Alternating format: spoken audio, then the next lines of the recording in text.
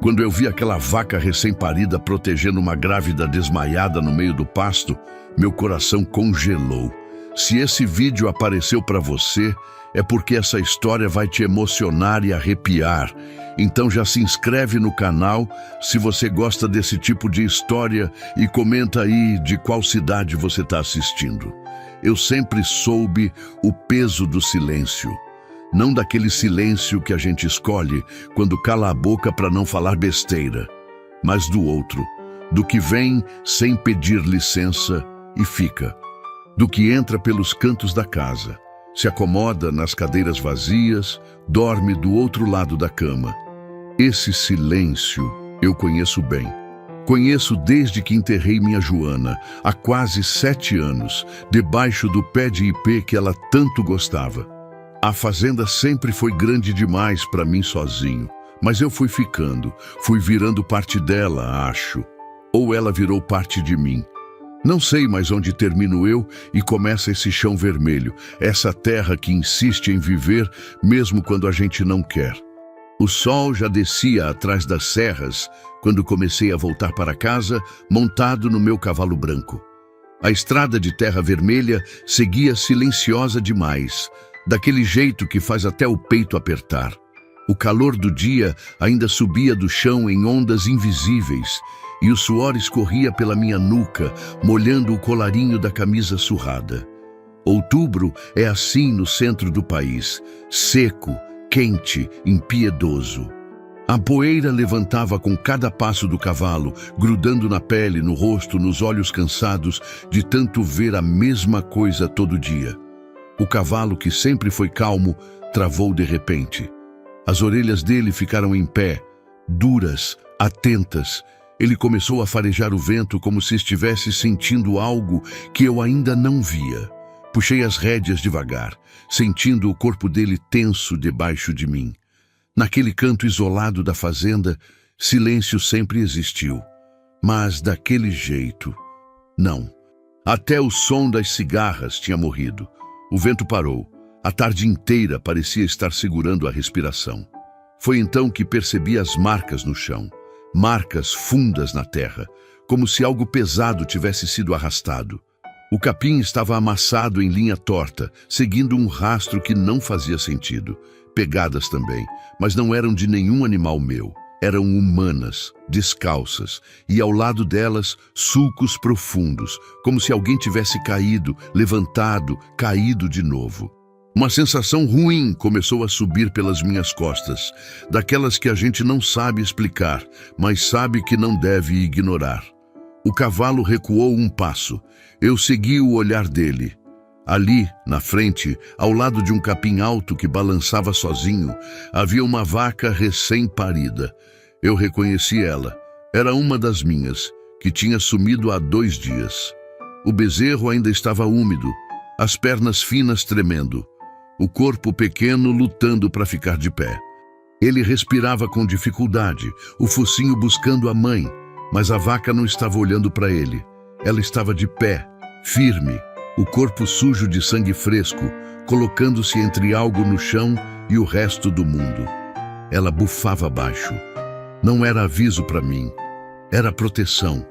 Desci do cavalo devagar, sentindo o chão quente debaixo das botas. Cada passo meu era pesado, como se meu corpo já soubesse o que meus olhos ainda não queriam ver. A vaca me olhou, mas não saiu do lugar. Ela estava exausta, sangrando ainda, as pernas tremendo do esforço do parto, mas mesmo assim ficou ali, firme, como se estivesse guardando algo sagrado. Foi quando vi. Havia uma mulher desmaiada ali, caída de lado no chão de terra, como se a vida tivesse escapado do corpo dela minutos antes. Uma mulher grávida. A barriga grande denunciava meses de gestação avançada. O rosto estava pálido, sujo de poeira vermelha, os lábios roxos, os cabelos grudados de suor e terra. Nas pernas e nos braços, marcas que pareciam de arrasto. Nos tornozelos, arranhões fundos misturados com hematomas antigos, do tipo que não vem de uma queda, mas de algo pior. E o bezerro recém-nascido estava encostado nela, como se tivesse encontrado calor ali, como se reconhecesse algo que eu ainda estava tentando entender. A vaca bufou quando dei o primeiro passo. Não para atacar, mas para avisar que eu precisava ter cuidado. Era como se ela estivesse dizendo, ela é minha agora. Proteja também. Um arrepio subiu pelo meu corpo inteiro. Nunca vi um animal agir assim. Ela tinha acabado de parir, mas mesmo debilitada, sangrando, exausta, estava ali defendendo uma estranha como se fosse parte do rebanho, como se aquela mulher fosse filhote dela também. Ajoelhei devagar ao lado da moça. A testa queimava numa febre alta. Coloquei a mão na testa dela e senti o calor subindo pelos meus dedos. A respiração era rápida e curta, o tipo de respiração de quem está no limite entre viver e apagar. O peito subia e descia rápido demais. Os lábios estavam rachados, a pele quente demais. E mesmo desmaiada, ela tremia. O corpo inteiro dela tremia como se estivesse com frio no meio daquele calor de rachar a terra. Olhei ao redor, tentando entender. Tentando montar o quebra-cabeça na minha cabeça. As marcas no chão contavam uma história. Ela tinha sido deixada ali, jogada, arrastada. As pegadas que vi antes não eram dela tentando caminhar. Eram dela tentando sobreviver, se arrastando, caindo, levantando, caindo de novo, até não conseguir mais. Olhei para trás e encontrei o olhar da vaca. Ela estava cansada, sangrando, tremendo, mas firme, como se tivesse segurado a linha da vida daquela mulher até eu chegar, como se tivesse feito o que tinha que ser feito, e agora era minha vez. Coloquei a moça nos braços com cuidado. Ela era leve demais. Leve de um jeito que denuncia fome, abandono, sofrimento, o tipo de peso que não pesa no corpo, mas pesa na alma de quem carrega. A vaca se aproximou devagar, as pernas ainda bambas, e cheirou o rosto da mulher antes de eu levantar. Depois, como se tivesse entregue o dever para mim, se virou e começou a lamber o bezerro. Eu nunca mais esqueci aquele gesto. Deus usa o que tiver para salvar quem precisa. Até uma vaca parida no meio do pasto. O céu escureceu de repente. Uma nuvem pesada cobriu o sol que já estava descendo e um trovão cortou o ar com força. Senti o cheiro da chuva antes mesmo dela chegar. Aquele cheiro de terra molhada que anuncia tempestade. A primeira gota atingiu meu pescoço quente e, em segundos, o mundo virou água. A chuva caiu pesada, furiosa, como se tivesse esperado o dia inteiro para desabar. Subi no cavalo segurando a moça com um braço só, o coração batendo quase no ritmo da chuva.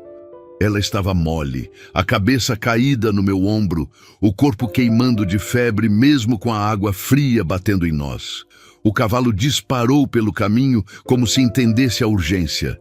Eu apertei ela contra mim, tentando proteger do vento e da chuva, mas era impossível. A tempestade caía pesada, o vento empurrando, relâmpagos iluminando por um instante o rosto fraco daquela mulher que tremia no meu colo. As árvores balançavam violentas dos dois lados da estrada. A chuva batia no meu rosto, nos meus olhos, dificultando a visão. Mas o cavalo conhecia o caminho. Ele correu firme, seguro, como se soubesse que cada segundo importava, e importava. Eu sentia o corpo dela esfriando, mesmo com a febre. Sentia o peso dela ficando mais pesado, mais mole, como se ela estivesse desistindo. Aguenta, eu disse baixo, mais para mim do que para ela. Aguenta só mais um pouco. Quando cheguei em casa, a chuva já tinha virado uma parede de água. Desci do cavalo de qualquer jeito, quase escorregando na lama que já cobria o chão do terreiro. Entrei com ela no quarto de hóspedes, o quarto que não usava desde que Joana morreu, e coloquei ela na cama com cuidado. O colchão afundou com o peso molhado e a água escorreu dela para o chão de madeira. Fiz tudo o que podia com o que tinha. Troquei a roupa molhada dela, tremendo também, sentindo o frio da chuva grudado na minha pele. Sequei o corpo trêmulo dela com toalhas velhas, tentando trazer calor de volta. Cobri com um cobertor grosso, aquele que Joana tinha feito com retalhos. Fervi água no fogão a lenha, o fogo estalando alto, e preparei chá de erva cidreira com mel. Baixei a febre com um pano frio na testa, nas têmporas, na nuca. Fiquei ali, ao lado da cama, fazendo o que minha mãe fazia quando eu era criança e ficava doente. A madrugada arrastou lenta. A chuva batia no telhado de zinco com força, um barulho constante que enchia a casa inteira. Ela delirava, murmurava coisas desconexas, palavras soltas, nomes que eu não conhecia. Chorava no meio do sono, tremia como se estivesse vivendo algo terrível dentro da própria cabeça. Cada vez que ela sussurrava "não, por favor", algo dentro de mim quebrava. Cada vez que ela tentava se levantar, assustada, eu colocava a mão no ombro dela e dizia: "Você está segura. Ninguém vai te machucar aqui." Não sei se ela ouvia, mas eu precisava dizer. Horas depois, quando a tempestade já tinha virado garoa fina e o céu começava a clarear com um cinza sujo, ela abriu os olhos. Eles estavam assustados, fundos, com aquele terror de gente que fugiu do pior e ainda não acredita que conseguiu. Ela olhou ao redor, tentando entender onde estava, e quando me viu sentado na cadeira ao lado da cama, o corpo dela inteiro se enrijeceu. "Calma", eu disse baixo, levantando as mãos devagar. "Você está segura. Eu te encontrei no pasto. Você estava desmaiada." Ela engoliu seco. A garganta dela fez um ruído seco, dolorido. Tentou falar, mas a voz não saiu. Peguei o copo de água que tinha deixado na mesinha e ofereci. Ela bebeu devagar, a mão tremendo tanto que eu precisei segurar o copo para ela. Quando terminou, ela sussurrou algo que mal consegui ouvir. "Ah, vaca." Ela me salvou. E salvou mesmo. Ela ficou me olhando por um tempo longo demais, como se estivesse tentando decidir se eu era real ou se ainda estava presa naquele delírio de febre.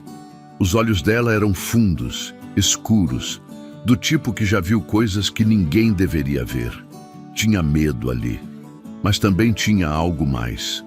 Uma tristeza tão grande que parecia não caber dentro de um corpo só. Eu não forcei. Aprendi com os anos que silêncio também é conversa. Às vezes, a melhor coisa que a gente pode fazer por alguém é simplesmente estar ali. Não encher de pergunta, não apressar, só estar. Então fiquei sentado naquela cadeira velha de madeira, ouvindo a garoa fina batendo no telhado, esperando ela decidir se queria falar ou não.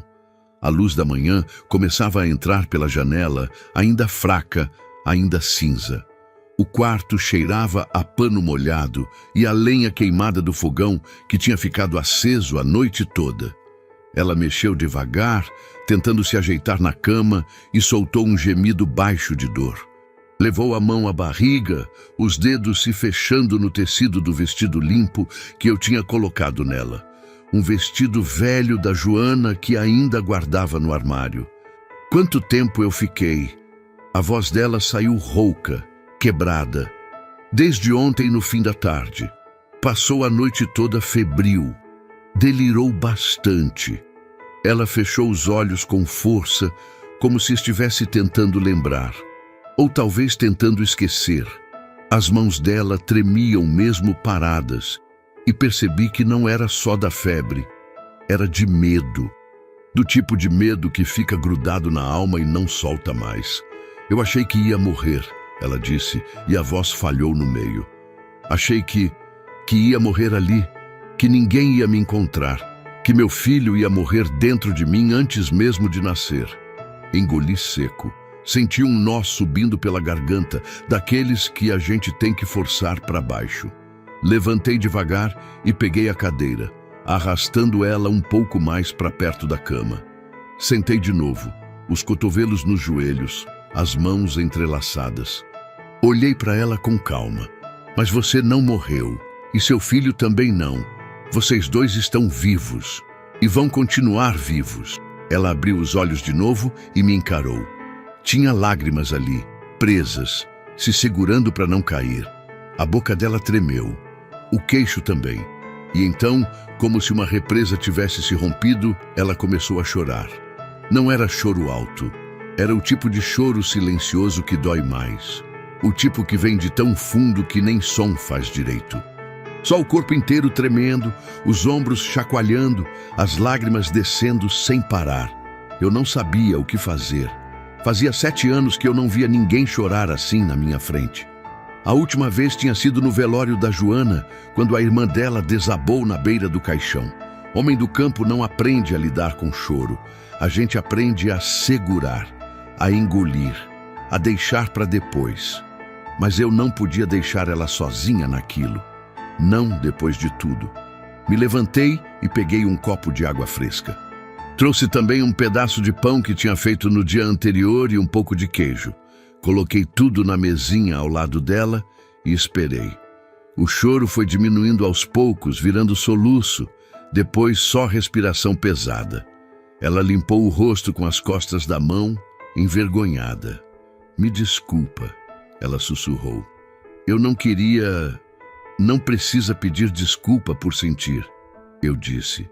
E a voz saiu mais firme do que eu esperava. "Você passou por algo que eu nem consigo imaginar. Chora quanto precisar. Aqui ninguém vai te julgar." Ela mordeu o lábio inferior, tentando segurar mais lágrimas. Pegou o copo de água com as 2 mãos trêmulas e bebeu devagar, como se cada gole doesse. Depois, olhou para a comida, mas não tocou. Acho que nem tinha fome de verdade. Ou talvez o estômago dela já tivesse esquecido como era comer direito. "A vaca", ela disse de repente, a voz ainda fraca. "Eu lembro da vaca." Fiz que sim com a cabeça, incentivando ela a continuar. Eu estava... Ela pausou, respirou fundo. Eu estava tentando andar, tinha conseguido sair daquele lugar. Não sei quanto tempo caminhei, parecia horas, minhas pernas não seguravam mais. Eu caí, levantei, caí de novo, e na última vez eu não consegui mais levantar. A febre estava tão alta que eu achei que estava pegando fogo por dentro. Ela olhou para a janela, para o cinza lá fora e continuou. Eu rezei. Rezei para Deus me deixar viver só até meu filho nascer. Só isso. Nem que fosse para eu morrer depois, mas que ele nascesse vivo. Que alguém achasse ele, que alguém cuidasse dele. A voz dela falhou de novo. E então eu apaguei. E quando acordei, por uns segundos, antes de apagar de novo, eu vi ela. A vaca. A vaca. Ela sorriu, mas era um sorriso triste, cheio de dor. Ela estava ali. Tinha acabado de parir também. Vi o bezerro molhado no chão. E ela me olhou. Me olhou como se entendesse. Como se soubesse. Ela levou a mão ao peito, apertando o tecido ali. E então, ela se colocou entre mim e o resto do mundo. Como se estivesse me dizendo, "Você não vai morrer sozinha, não hoje." O silêncio voltou, mas agora era diferente. Era o tipo de silêncio que carrega respeito, carrega peso, carrega mistério também. Porque tinha algo naquilo que eu não sabia explicar. Algo maior do que a gente, maior do que fazenda, do que febre, do que coincidência. Deus usa o que tem, eu disse baixo, quase sem pensar, para salvar quem precisa. Ela olhou para mim, e pela primeira vez, o medo nos olhos dela diminuiu um pouco. Só um pouco, mas diminuiu. "Como você se chama?" ela perguntou. "Martim", respondi. "Martim dos Santos. E você?" Ela hesitou. Por um momento achei que não ia responder, mas então ela sussurrou. "Clara, meu nome é Clara." O nome saiu pesado, como se carregasse tudo que ela não estava dizendo, tudo que tinha ficado para trás, tudo que ela tinha fugido. "Clara", repeti devagar. "É um nome bonito." Ela não respondeu. Só virou o rosto para o lado, os olhos fixos na parede. Vi os ombros dela enrijecerem de novo, a respiração ficando mais rápida. Estava vindo alguma coisa, alguma lembrança, alguma coisa ruim. "Clara, eu não vou te perguntar o que aconteceu", eu disse, escolhendo as palavras com cuidado. "Não agora, nem amanhã. Nem depois, se você não quiser falar. Mas eu preciso saber de uma coisa. Alguém pode vir procurando você? Ela travou. O corpo inteiro dela ficou duro na cama. Os dedos se fecharam no lençol com força, os nós dos dedos ficando brancos. E quando olhou para mim de novo, o medo tinha voltado, mas agora multiplicado. Era terror puro. Se alguém souber que estou aqui... A voz dela mal saiu. Se alguém souber, ele vai me encontrar. E Ele quem? Perguntei, mas já sabia a resposta. Já sabia pelo jeito que ela falou, pelo jeito que o corpo dela tremeu. Já sabia que tinha um homem nessa história e que esse homem não era bom. Meu marido, ela disse, e foi como se cuspisse veneno. Foi ele que me deixou lá, que me jogou como se eu fosse lixo, que disse que eu não servia para nada, que eu nunca ia ser mãe, que era melhor eu morrer ali e sumir de uma vez. Cada palavra dela era uma pancada. Sentia a raiva subindo pela minha espinha, quente, urgente. O tipo de raiva que faz o sangue ferver. O tipo de raiva que faz um homem velho como eu querer montar no cavalo e sair procurando até achar quem fez aquilo. Ele disse que eu era um peso. Ela continuou, as palavras saindo rápido agora, como se tivesse guardado tempo demais. Que o filho não era dele, que eu tinha engravidado só para prender ele, que eu era louca, que ninguém ia acreditar em mim. A voz dela quebrou, e ele me bateu tanto que eu achei que ia perder o bebê ali mesmo. E quando eu caí no chão, ele me arrastou, me jogou no carro e me levou para aquele lugar no meio do nada. Ela estava tremendo inteira agora, soluçando de novo. As mãos no rosto, os dedos puxando os cabelos. Ele disse que se eu voltasse, ele me matava. Que se eu contasse para alguém, ele matava minha mãe também. Que eu não tinha para onde ir, que eu era nada, que eu sempre fui nada. Minha mão se fechou em punho sozinha, senti a mandíbula travar, respirei fundo, tentando controlar. Levantei da cadeira e dei a volta na cama, me ajoelhando do lado dela. Coloquei a mão no ombro dela com cuidado, esperando ela me olhar. Clara, escuta aqui. Minha voz saiu firme, baixa, mas firme. Esse homem mentiu sobre tudo. Você não é nada do que ele disse. Você não é lixo. Você não é peso. Você é mãe. Você é forte. Você sobreviveu. Você se arrastou naquela terra quente, com febre, grávida, machucada, e sobreviveu. Ela me olhou com aqueles olhos fundos, cheios de lágrima, cheios de dor. E agora você está aqui, eu continuei, debaixo do meu teto. E enquanto você estiver aqui, ninguém encosta a mão em você. Ninguém. Eu não sei quem é esse homem. Não sei o nome dele, não sei onde ele está. Mas eu sei uma coisa, se ele aparecer aqui, ele vai ter que passar por cima de mim primeiro. E eu não vou sair do caminho.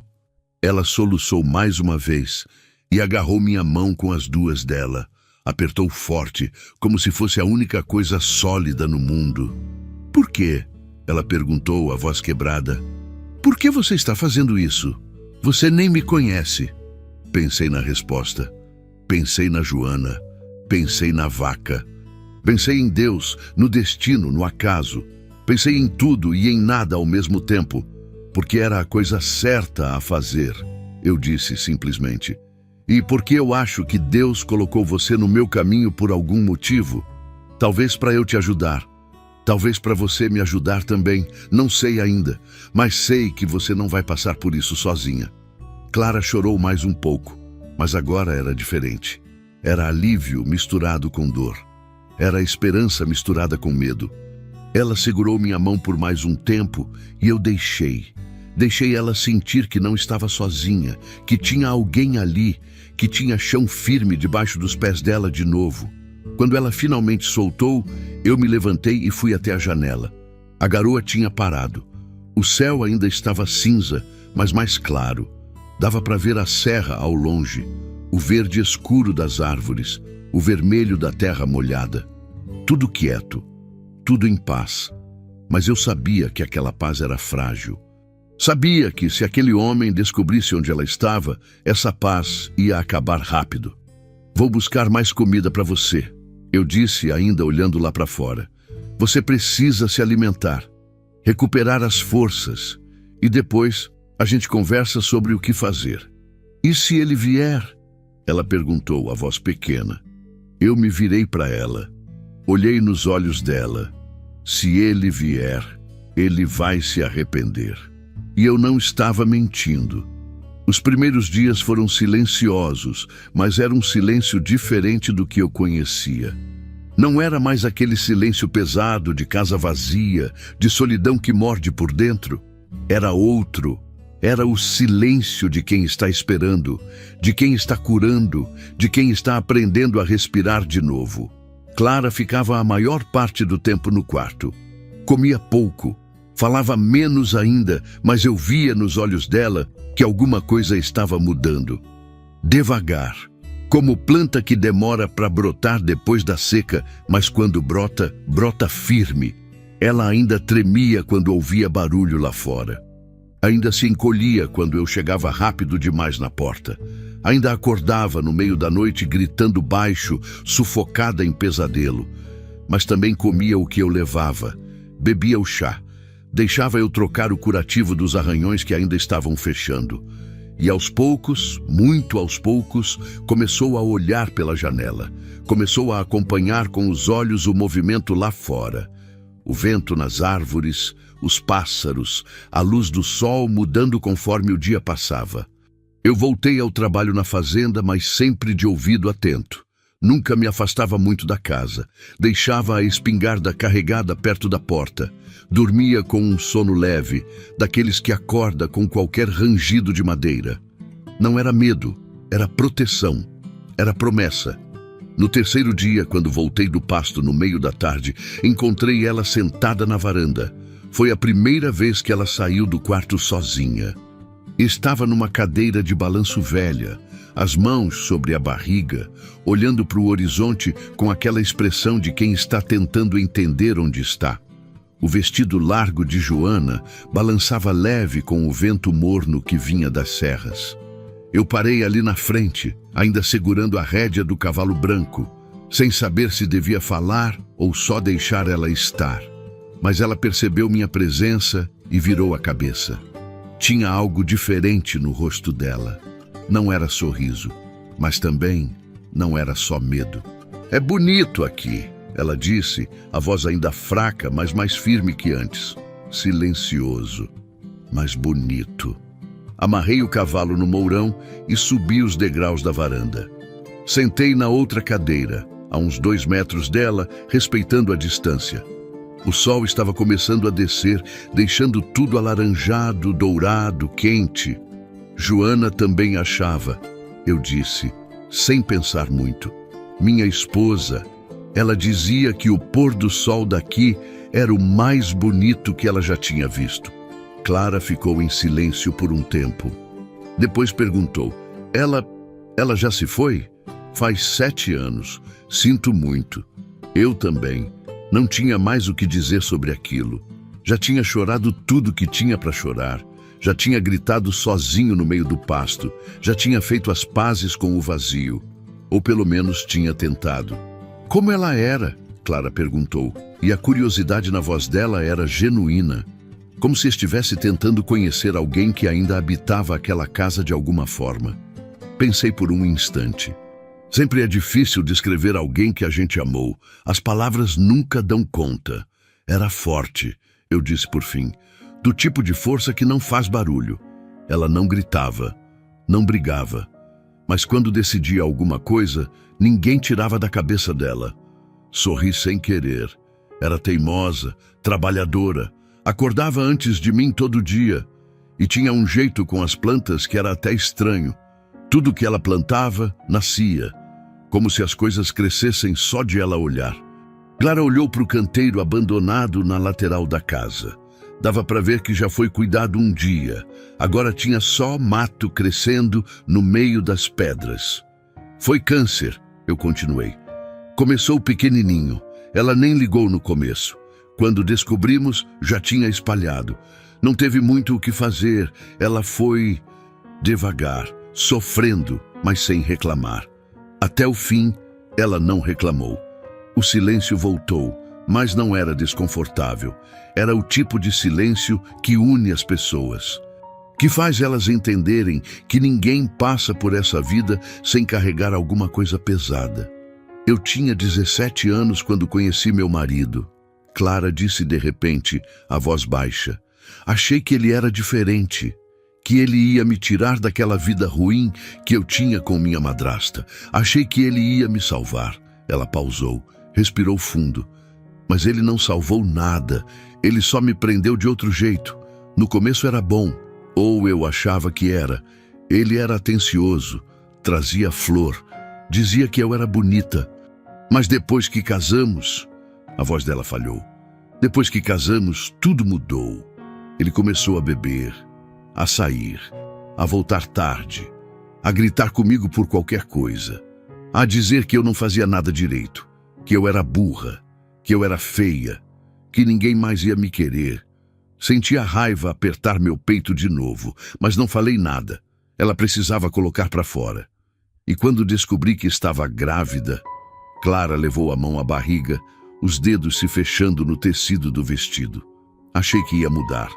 Achei que ele ia ficar feliz, mas ele não ficou. Ele disse que o filho não era dele, que eu tinha feito sacanagem, que eu era vagabunda, e quanto mais eu jurava que era dele, mais ele me batia. Ela fechou os olhos com força, as lágrimas escorrendo em silêncio. Até que um dia ele me bateu tanto que eu desmaiei. Quando acordei, ele me jogou no carro, me levou para longe e me deixou lá, sozinha, para morrer, como se eu fosse nada, como se meu filho fosse nada. Eu apertei os braços da cadeira, senti a madeira velha estalar debaixo dos meus dedos. Respirei fundo, tentando controlar, tentando não deixar a raiva virar outra coisa. Você sabe o nome dele? Perguntei, a voz saindo mais dura do que eu queria. Rodrigo, ela disse, cuspindo o nome com nojo. Rodrigo Linhares, ele é filho do dono da cooperativa de agronegócio da região. Tem dinheiro, tem poder, tem gente que protege ele. Ninguém acredita em mim. Quando eu tentei falar com a mãe dele, ela disse que eu era louca, que eu queria manchar o nome da família, que se eu continuasse falando essas coisas, ela ia me internar num hospício. Gravei o nome na cabeça. Rodrigo Linhares, filho de dono de cooperativa. Tinha poder, tinha gente, mas eu também tinha algumas coisas. Tinha terra, tinha nome e tinha um senso de justiça que não deixava passar coisa errada. Ele sabe onde você está? Perguntei. Não. Ela balançou a cabeça. Ele acha que eu morri, ou que vou morrer. Ele me deixou num lugar que ele achou que ninguém ia me encontrar, longe de tudo, no meio do nada. E sua família? Ela engoliu seco. Minha mãe mora em Goiânia, mas ela é doente, tem problema no coração. Não pode saber disso. Ela não aguenta. E ele sabe disso. Ele usou isso contra mim. Disse que se eu falasse alguma coisa, ele ia até lá, que ia... A voz dela sumiu. Entendi tudo. O homem não só era violento, era calculista. Sabia onde apertar, sabia como prender, sabia como destruir. Clara, escuta, eu disse, me inclinando para frente, olhando firme para ela. Você não vai voltar para ele, nem agora, nem nunca. E ele não vai encostar a mão em você de novo. Mas a gente precisa ser esperto. Se ele tem poder, se ele tem gente, a gente não pode só esperar ele aparecer. A gente precisa se preparar. Preparar como? Ela me olhou, confusa, assustada. Primeiro, você recupera as forças. Come, descansa. Cuida desse bebê que está vindo. Depois, a gente pensa certinho no que fazer. Se precisa ir para a polícia, a gente vai. Se precisa procurar advogado, a gente procura. Mas não vamos fazer nada na correria. Porque homem desse tipo se sente acuado, fica mais perigoso. Clara ficou me olhando por um tempo longo. Parecia que ela estava medindo se podia confiar. Se aquilo tudo era real. se eu não ia mudar de ideia e mandar ela embora. Por que você está fazendo tudo isso? Ela perguntou de novo, a mesma pergunta de antes, mas dessa vez a voz tinha outra coisa. Tinha esperança. Olhei para ela, para aquela moça nova, grávida, machucada, fugindo da morte, e pensei na Joana, pensei na vaca, pensei em tudo que eu acredito mesmo sem ir muito na igreja. Porque tem coisas que a gente não vira as costas, eu disse. Tem coisas que, se a gente vira as costas, a gente perde o direito de olhar no espelho. E eu já perdi muita coisa na vida, Clara, mas o respeito próprio não vou perder. Ela deixou as lágrimas caírem de novo, mas dessa vez não era de dor. Era de alívio, de gratidão, de entender que, pela primeira vez em muito tempo, ela tinha alguém do lado dela. Obrigada, ela sussurrou. Obrigada por me achar. Obrigada por não me deixar morrer. Quem te achou foi Deus, eu disse. E a vaca, eu só estava passando. Ela sorriu. Foi um sorriso pequeno, fraco, mas era um sorriso. Ficamos ali na varanda até o sol sumir completamente atrás das serras. O céu foi mudando de cor, laranja, rosa, roxo, até virar aquele azul escuro cheio de estrelas. As cigarras começaram a cantar. O vento esfriou. E pela primeira vez em 7 anos, eu senti que aquela casa não estava mais vazia. Tinha vida ali de novo, tinha propósito, e eu ia fazer de tudo para proteger aquilo, mesmo que custasse tudo de mim. Os dias foram passando devagar, do jeito que o tempo passa no interior, sem pressa, sem alarde. Só o sol subindo e descendo, as sombras mudando de lugar, o calor esticando as horas até elas parecerem elásticas, moles, pesadas. Clara foi melhorando aos poucos. A cor voltou para o rosto dela. A força também. Ela começou a andar pela casa, ainda devagar, ainda com uma mão sempre na barriga, protegendo, mas andava. Eu voltei à rotina da fazenda, mas agora tudo tinha mudado. Não era mais só eu e o silêncio. Tinha outra presença ali. Tinha outra vida dependendo de mim. Isso mexeu com alguma coisa lá dentro que eu achava que tinha morrido junto com a Joana. Uma vontade de cuidar, de proteger, de fazer as coisas continuarem. Clara começou a me ajudar em pequenas coisas. Nada pesado, nada que pudesse fazer mal para ela ou para o bebê. Mas ela dobrava as roupas que eu lavava mal lavado e pendurava pior ainda. Varria a casa, arrumava as coisas que eu deixava jogadas. E no 4º dia, ela entrou na cozinha enquanto eu tentava fazer um arroz que mais parecia uma cola branca. Deixa eu fazer, ela disse, quase sorrindo da minha incompetência. Você precisa descansar. Eu respondi, mas sem muita convicção. Eu já descansei, ela disse, pegando a colher da minha mão com delicadeza. E ficar parada o tempo todo me deixa mais nervosa. Preciso fazer alguma coisa. Preciso me sentir útil. Entendi. Não insisti. Saí da cozinha e deixei ela assumir. Meia hora depois, o cheiro que vinha de lá era diferente. Era cheiro de comida de verdade, cheiro de tempero, cheiro de casa. Quando ela me chamou para comer, tinha arroz soltinho, feijão bem feito, uma carne ensopada que eu nem sabia que tinha na geladeira e até uma salada de tomate com cebola. Sentei à mesa e olhei para tudo aquilo, meio sem saber o que dizer. Fazia tempo que eu não via uma mesa assim, eu disse, e a voz saiu mais embargada do que eu esperava. Ela se sentou do outro lado, devagar, apoiando a barriga. Tinha um brilho diferente nos olhos. Não era felicidade, ainda não, mas era algo parecido com propósito. Joana te ensinou a cozinhar? Perguntei, começando a comer, e estava bom, estava muito bom. Clara balançou a cabeça.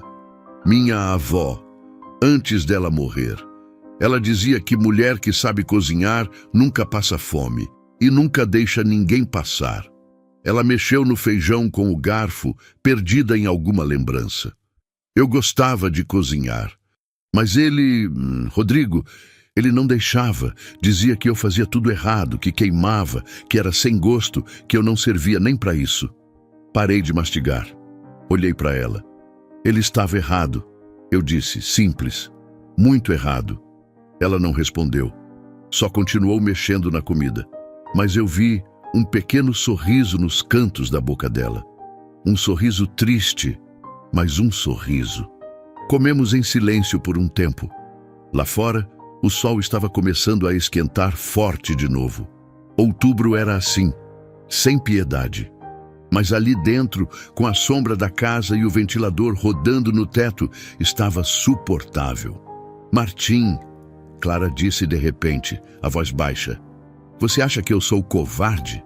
A pergunta me pegou de surpresa. Larguei o garfo no prato e olhei bem para ela. Por que você acha isso? Porque eu fugi, ela disse, e a voz tremeu. Porque eu não revidei. Porque eu não gritei. Porque eu não lutei mais. Porque eu só aceitei. Aceitei tudo que ele fez. Tudo que ele disse. Como se eu merecesse. Como se eu realmente não valesse nada. Clara, comecei, mas ela me interrompeu. Você não entende. Ela continuou mais rápido agora, as palavras saindo atropeladas. Eu tive tantas chances de ir embora, de pedir ajuda, de contar para alguém. Mas eu não contei, eu fingi que estava tudo bem. Fingi na frente da minha mãe. Fingi na frente dos vizinhos. Fingi até para mim mesma. E quando finalmente aconteceu o pior, quando ele me jogou naquele lugar para morrer, eu nem lutei direito. Eu só desisti.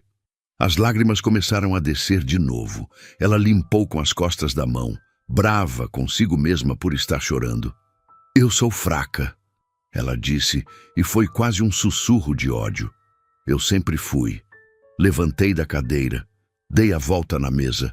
Me ajoelhei do lado dela, do mesmo jeito que tinha feito no quarto naquele primeiro dia. Coloquei a mão no ombro dela e esperei ela me olhar. Quando ela olhou, vi tanta dor ali que quase doeu em mim também. Clara, você escuta aqui, eu disse, e a voz saiu firme, sem espaço para dúvida. Você não é covarde, você não é fraca, você sobreviveu. Você entende isso? Você sobreviveu a um homem que tentou te matar, que te jogou num lugar isolado, grávida, machucada, com febre. E mesmo assim, você se arrastou, você lutou, você rezou, você aguentou até alguém te encontrar.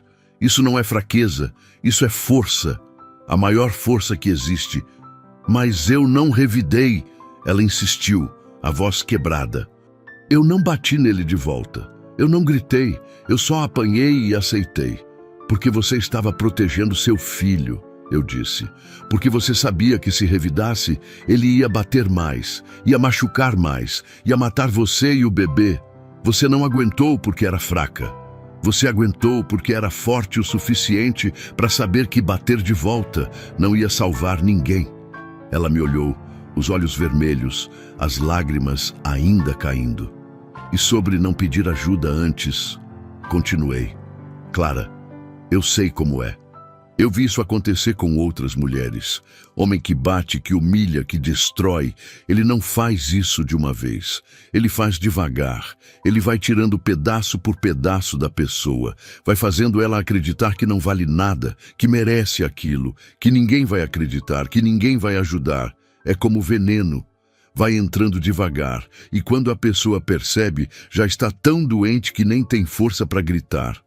Clara soluçou alto. Cobriu o rosto com as mãos. O corpo inteiro dela tremia. Mas você saiu, eu disse, a voz mais baixa agora, mais suave. Mesmo sem saber como, mesmo acreditando que ia morrer, você saiu. E agora você está aqui, viva. E seu filho também está vivo. E vocês dois vão continuar vivos. Porque você é forte. Porque você é mãe.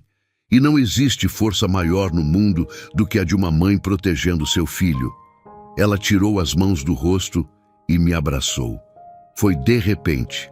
Eu não esperava. Ela se jogou para frente e me abraçou com força, o corpo sacudindo de tanto chorar. Eu fiquei parado por um segundo, sem saber o que fazer. Fazia tanto tempo que ninguém me abraçava. Tanto tempo que eu não sentia outro ser humano precisando de mim daquele jeito. Retribuí o abraço, devagar, com cuidado, e deixei ela chorar. Deixei ela soltar tudo que estava preso. Toda dor, todo medo, toda vergonha, tudo. Ficamos assim por um tempo que pareceu longo, mas não foi. Quando ela se afastou, os olhos dela estavam inchados, vermelhos, mas havia algo diferente ali. Havia leveza, como se um peso tivesse saído.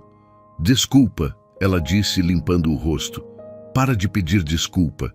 Eu disse, quase sorrindo. Você não fez nada de errado. Ela assentiu, respirando fundo, tentando se recompor. Voltei para o meu lugar à mesa. Terminamos de comer em silêncio, mas era um silêncio bom. Um silêncio de entendimento, de confiança, começando a se formar. Depois do almoço, Clara foi para o quarto descansar. Eu fui para a varanda, acendi um cigarro de palha que raramente fumava e fiquei ali pensando no que fazer, pensando em como proteger ela de verdade, porque eu sabia que não era só questão de trancar as portas. Homem como esse, Rodrigo Linhares, não desiste fácil. E se ele descobrisse que ela estava viva, ele ia atrás. Pensei em ir na cidade, pensei em procurar a polícia, mas Clara tinha razão. Ele tinha poder, tinha família rica, tinha gente que protegia ele. E eu era só um fazendeiro velho, sozinho, sem influência. Minha palavra contra a dele não ia valer nada, mas também não podia ficar de braços cruzados esperando.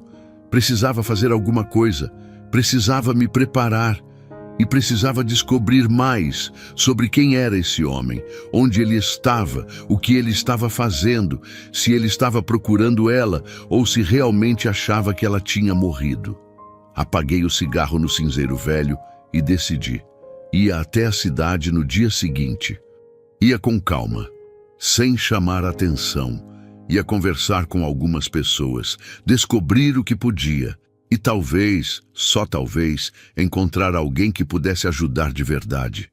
Quando o sol começou a descer, Clara voltou para a varanda. Ela trazia um copo de suco de limão para mim. Sentou na cadeira de balanço, a barriga jamais visível, com o vestido justo, e ficou olhando o horizonte de novo. Você vai sair amanhã? Ela perguntou, como se tivesse lido meus pensamentos. Preciso ir na cidade, eu disse. Comprar algumas coisas, resolver umas pendências, mas não vou demorar, volto antes do almoço. Ela ficou quieta por um momento. Depois perguntou, e se ele estiver lá? Ele não vai me ver, eu disse. E mesmo que veja, ele não sabe de você. Ele nem me conhece. Para ele, eu sou só mais um velho da região. Mas e se... Clara, eu a interrompi, olhando firme para ela. Eu vou ter cuidado, prometo. Mas eu preciso ir. Preciso entender melhor a situação. Preciso saber se ele está procurando. Preciso saber se você está em perigo real ou se ele realmente acha que você morreu. Ela assentiu, mas viu o medo voltando para os olhos dela. E você fica trancada aqui dentro, eu continuei. Não abre a porta para ninguém. Ninguém. Se alguém vier, você fica quieta. Se esconde. Deixo a espingarda carregada no meu quarto. Você sabe atirar? Ela balançou a cabeça que não. Então não mexe, eu disse. Mas se precisar, é só apontar e apertar. O coice é forte, então segura firme. Mas espero que não precise. Eu também, ela sussurrou. A noite caiu pesada. Jantamos pouco. Clara estava nervosa, inquieta. Eu também estava, mas não mostrava. Fui para o quarto cedo, mas não consegui dormir direito. Fiquei olhando para o teto, ouvindo os sons da noite. Grilos, sapos, vento nas árvores. E pensando em como a vida muda rápido. Como um homem pode estar sozinho num dia e no outro ter uma responsabilidade enorme em cima dele. Como Deus, ou o destino, ou o acaso, coloca pessoas no caminho da gente quando menos espera. E pensando também em Rodrigo Linhares, no tipo de homem que ele era. No tipo de homem que bate em mulher grávida, que joga ela para morrer no meio do nada, que acha que pode fazer o que quiser porque tem dinheiro e sobrenome. E enquanto eu pensava nisso, senti algo crescendo dentro de mim. Não era só raiva, era mais do que isso. Era uma determinação fria, uma certeza. Se esse homem aparecesse na minha propriedade, se ele tentasse encostar a mão em Clara, ele não ia sair daqui de pé. E eu não estava nem um pouco arrependido de pensar isso, porque tem coisas nessa vida que não se negocia. E a segurança de quem está debaixo do seu teto é uma delas. Acordei antes do sol nascer. O céu ainda estava escuro, só uma faixa cinza no horizonte anunciando o dia que vinha. Me vesti em silêncio, calcei as botas velhas, peguei o chapéu de palha que usava quando ia para a cidade. Olhei pela janela e vi que tudo estava quieto. Quieto demais. O tipo de quietude que vem antes de alguma coisa mudar. Fui até a cozinha, preparei um café forte, comi um pedaço de pão com manteiga. Não tinha fome de verdade, mas sabia que precisava comer. O dia ia ser longo. Enquanto bebia o café, ouvi um barulho leve vindo do corredor. Era Clara. Ela apareceu na porta da cozinha, ainda de camisola, os cabelos despenteados, os olhos inchados de sono ruim. "Você já vai?" Ela perguntou, a voz rouca. "Vou. Quanto mais cedo eu sair, mais cedo volto." Ela ficou parada ali, as mãos segurando a barriga, aquele gesto que já tinha virado automático nela. Proteção. Sempre proteção. "Martim." Ela começou, mas parou. Engoliu seco. Tentou de novo.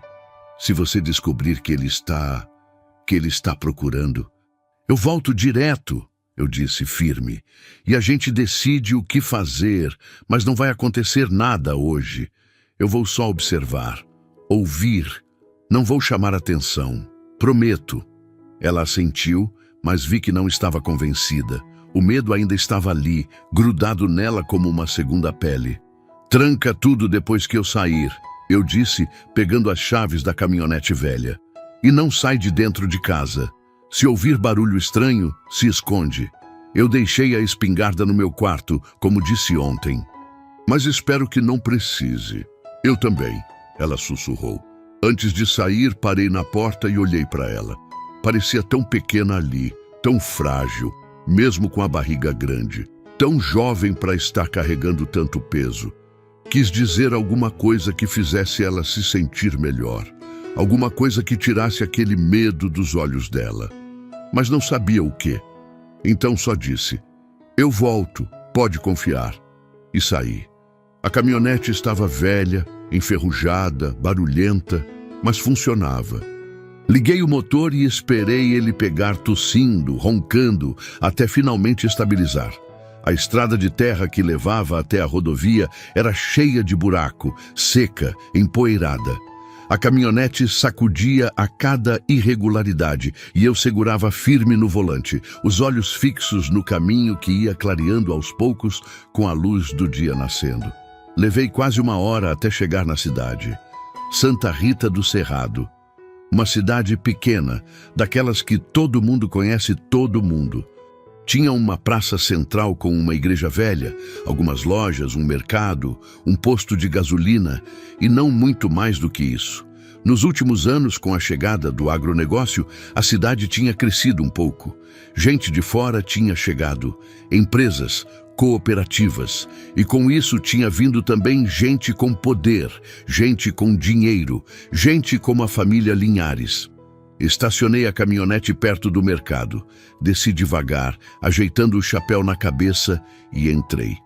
O lugar estava meio vazio ainda, só algumas pessoas comprando pão, leite, coisas do dia a dia. Cumprimentei seu antenor, o dono, um senhor gordo de bigode que conhecia desde que eu era jovem. "E aí, Martim?" ele disse sorrindo. "Fazia tempo que não te via por aqui." "Pois é, antenor, ando ocupado com a fazenda." Imagino. E como andam as coisas por lá? Chuva deu uma trégua?" "Deu, mas agora é o calor que não dá trégua." Ele riu, aquele riso de barriga que ecoava pela loja. "Peguei algumas coisas, Arroz, feijão, óleo, açúcar, coisas que Clara tinha pedido. E enquanto seu Antenor ia anotando tudo, aproveitei para puxar conversa. E aí, Antenor, como andam as coisas na cidade? Alguma novidade? Ele coçou o bigode pensativo. Ah, tem sempre alguma coisa. Tá tendo obra nova ali perto da cooperativa. Dizem que vão ampliar, trazer mais gente, mais emprego. Ele fez uma pausa. E teve aquele caso estranho também. Meu coração acelerou, mas não deixei transparecer. Que caso? Ah, uma moça que sumiu. Esposa do Rodrigo Linhares, filho do Tadeu.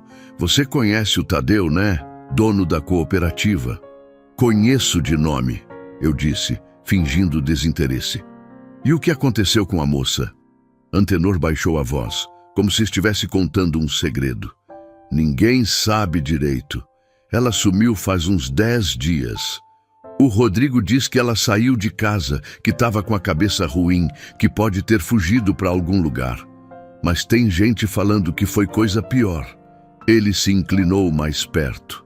Você sabe como é. Casamento deles não era dos melhores. Tinha gente que via ela machucada, roxo no braço, no rosto, mas ela sempre dizia que tinha caído essas coisas. Sentia a raiva subindo de novo, mas forcei para baixo. E a polícia? Tá investigando? Antenor deu de ombros. Mais ou menos. Abriram um boletim de desaparecimento. Mas você sabe como é. Família Linhares tem influência, tem dinheiro. Se eles não querem que investiguem a fundo, não investigam. O delegado é amigo do Tadeu. Joga sinuca com ele toda sexta. Entendo, eu disse, a mandíbula travada. Mas entre você e eu, Antenor continuou, olhando para os lados para ter certeza que ninguém estava ouvindo. Eu acho que o Rodrigo fez alguma coisa. Aquele menino sempre foi ruim, desde pequeno. Mimado, violento, já bateu em cachorro na rua, já bateu em funcionário do pai e agora casou com aquela moça pobre, a Clara. Achou que podia fazer o que quisesse com ela. Ouvi o nome dela e tive que respirar fundo. Você conhecia ela? A Clara? Conhecia não, via ela de vez em quando, moça bonita, quieta, parecia assustada sempre, como se estivesse sempre esperando alguma coisa ruim acontecer. Ele balançou a cabeça. Triste, muito triste. É, eu concordei. Muito triste. Paguei as compras, coloquei tudo na caminhonete e decidi caminhar um pouco pela cidade. Queria ouvir mais, queria entender melhor a situação. Fui até a praça, sentei num banco debaixo de uma árvore e fiquei ali, observando. Observando as pessoas passando, observando as conversas. Não demorou muito para eu ouvir mais. 2 homens estavam conversando perto do coreto. Não me conheciam, falavam alto, sem se preocupar com quem podia ouvir. O Rodrigo tá tranquilo, um deles disse. Nem parece que a mulher dele sumiu. É porque ele sabe que ela não volta. O outro respondeu rindo. Ou sabe onde ela tá. Você acha que ele matou? Acho nada. Tenho certeza. Mas quem vai provar? O velho Tadeu já fez todo mundo calar a boca. Até a mãe da moça tá quieta. Disseram que se ela falar alguma coisa, vão cortar a pensão que dão para ela. Que safadeza. É o mundo, irmão. Rico sempre se dá bem. Senti o sangue fervendo nas veias. Apertei os punhos. Respirei fundo. Não podia fazer nada ali. Não podia chamar atenção. Mas cada palavra que eu ouvia me deixava mais certo de uma coisa. Clara não podia voltar para essa cidade. Não podia ser vista. Porque se eles descobrissem que ela estava viva, iam fazer de tudo para calar ela de novo. Para sempre. Me levantei e decidi ir embora. Já tinha ouvido o suficiente. Já sabia o suficiente. Estava quase chegando na caminhonete quando ouvi uma voz atrás de mim. Martim dos Santos. Me virei devagar. Era um homem jovem, talvez uns 30 anos, bem vestido, terno claro, sapato engraxado, cabelo gel penteado para trás, sorriso no rosto, mas o sorriso não chegava nos olhos. Sou eu disse cauteloso. E você é? Rodrigo Linhares, ele disse, estendendo a mão. Prazer. O mundo parou. Meu coração bateu forte uma vez, duas, três. Olhei para a mão dele, depois para o rosto dele e vi tudo que Clara tinha falado. Vi a arrogância, a frieza, a certeza de que ele podia fazer o que quisesse e nada ia acontecer. Apertei a mão dele, firme, talvez firme demais. Ele percebeu e franziu a testa, mas manteve o sorriso. Você me conhece? Perguntei, fingindo surpresa. Meu pai falou de você. Disse que você tem uma propriedade grande ali, para os lados do cerrado. Diz que é um homem honesto, trabalhador. Ele me olhou de cima a baixo, avaliando. Estamos procurando fornecedores, gado, grão.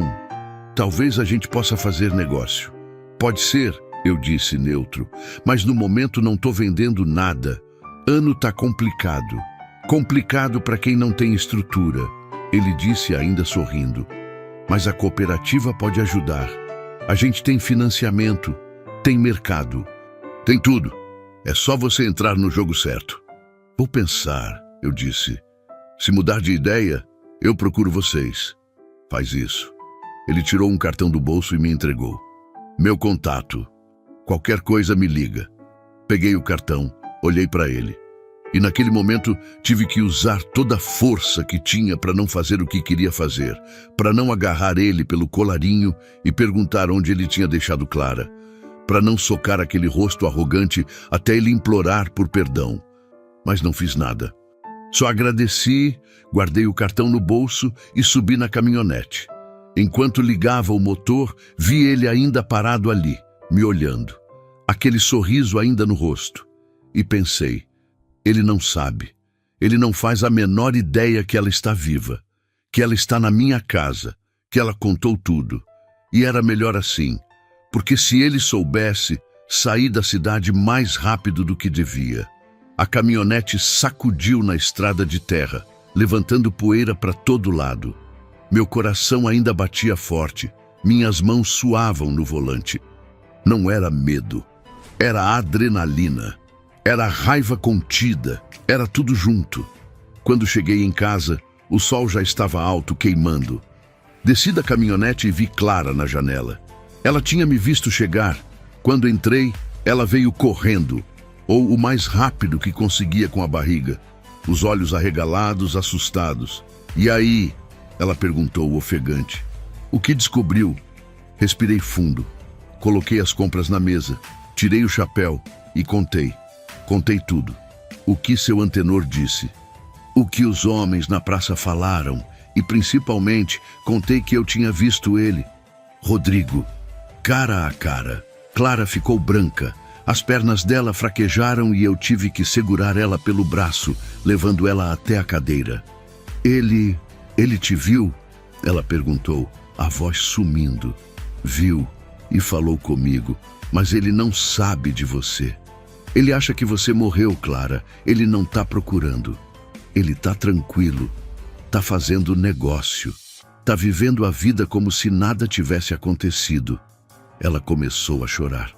Não de alívio, de raiva, de dor, de ódio. Ele nem liga, ela disse soluçando. Ele me matou e nem liga. Tá lá, vivendo normal, fazendo negócio, sorrindo. Como se eu nunca tivesse existido. Ajoelhei na frente dela de novo. Segurei as mãos dela que estavam geladas, apesar do calor. Clara, escuta, isso é bom. Se ele acha que você morreu, ele não vai procurar. Você tá segura aqui, pelo menos por enquanto. A gente tem tempo. Tempo para você recuperar. Tempo para o bebê nascer. Tempo para a gente pensar no que fazer depois. E depois?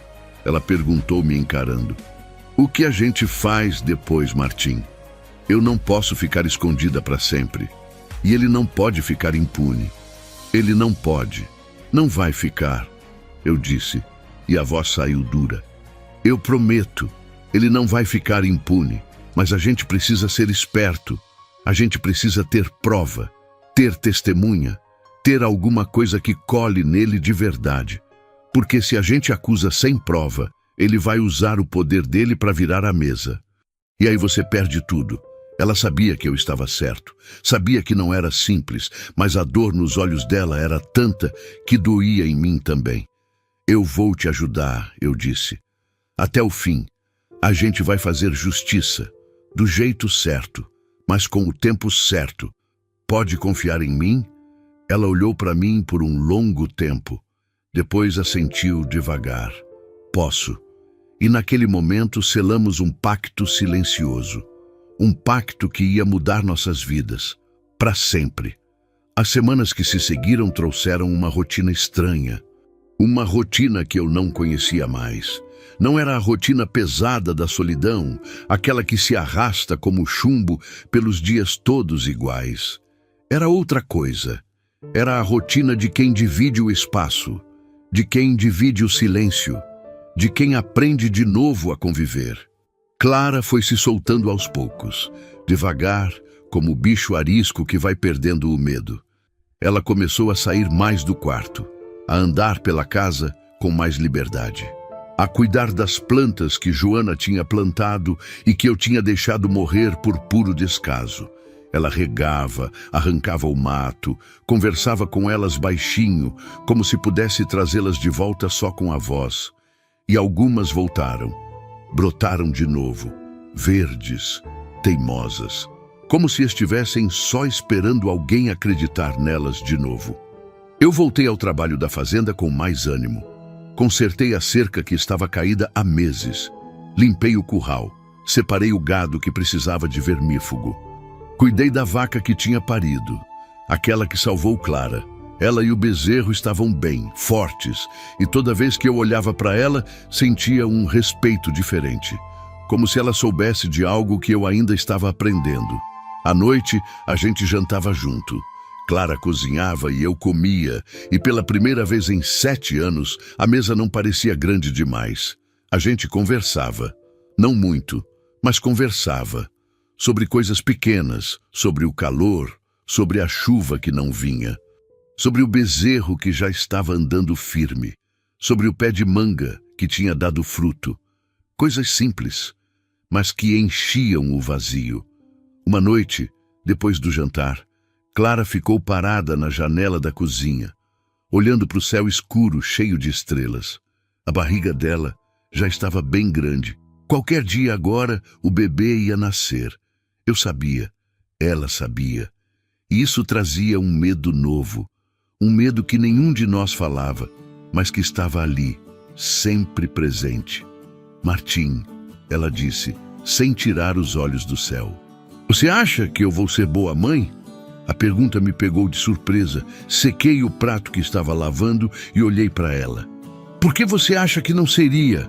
Ela deu de ombros ainda de costas para mim. Porque eu não tive exemplo. Minha mãe sempre foi doente. Meu pai morreu quando eu era criança. Minha madrasta me odiava. E o Rodrigo... Ela pausou, engoliu seco. O Rodrigo sempre disse que eu não ia servir para nada, que eu ia ser uma mãe horrível, que meu filho ia sofrer comigo, que era melhor nem nascer. Senti a raiva conhecida subindo de novo. Larguei o prato na pia e caminhei até ela. Parei do lado dela, olhando para a mesma janela, para o mesmo céu. Clara, você sabe que tudo que ele disse era mentira, né? Tudo. Cada palavra, cada acusação, cada humilhação. Tudo era mentira. Mentira que ele falava para te controlar. Para te fazer acreditar que você precisava dele, que você não era nada sem ele. Ela ficou quieta, mas vi uma lágrima descer pelo rosto dela. Você vai ser boa mãe, eu continuei, a voz firme, porque você já é. Você protegeu seu filho desde o primeiro dia. Você aguentou tudo para ele não se machucar. Você se arrastou naquela terra quente, desidratada, com febre, mas não desistiu. Porque sabia que tinha uma vida dentro de você que dependia de você continuar. Isso é ser mãe. E você já é. Ela se virou para mim, os olhos vermelhos, brilhando com a pouca luz que vinha de dentro da casa. E se eu não souber? Ela perguntou, a voz tremendo. E se eu fizer tudo errado? E se eu machucar ele sem querer? E se... Você vai errar, eu a interrompi, suave. Todos erram, todos os pais do mundo erram. Mas o que importa não é errar, é tentar, é estar ali, é amar. E você ama esse menino. Eu vejo nos seus olhos, vejo no jeito que você toca a barriga, no jeito que você fala dele. Você ama, e amor ensina o resto. Ela soluçou e se jogou no meu ombro. Não era um abraço romântico. Não era nada disso. Era um abraço de quem precisa de amparo, de quem precisa saber que não está sozinha no mundo.